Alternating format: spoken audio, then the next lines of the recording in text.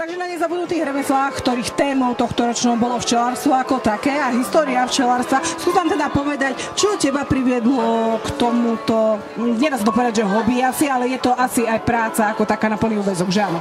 Pre mňa je to áno hobby, ja som hobby včelár, mám tak 20-30 včelstiev podľa roka.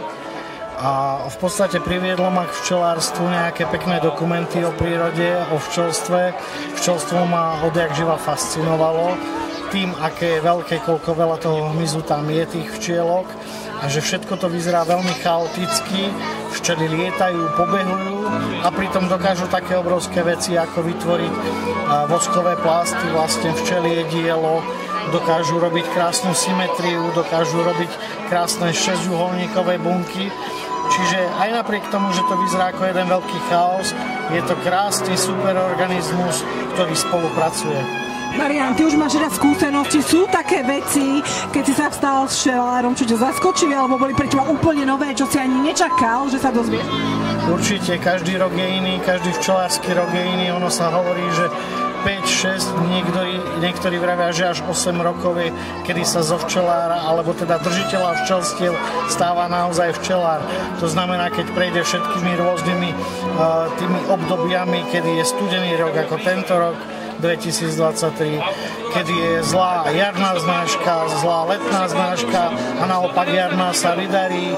Každým rokom je niečo iné a dokonca aj tie včielky dokážu prekvapiť.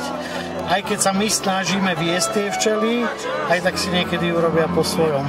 Dobre, my vidíme, že ty tu máš aj nejaké produkty pod tvojou značkou. Čo všetko u teba v stánku návštevníci dneskajších nezabudnutých remesiel môžu nájsť? Tak môžu nájsť nejaký medík, nejaké krémy na ruky, krémy obohatené o propolis, o vosk, nejaké balzamy na pery, sviečky, prívesky včielok a nejaké propagačné materiály.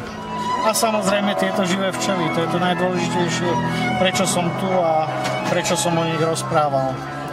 A je to skutočne tak, ako teda nám ponúkajú tú informáciu médiá, že tých včiel je málo a že teda hrozí nejaká globálna katastrofa z toho?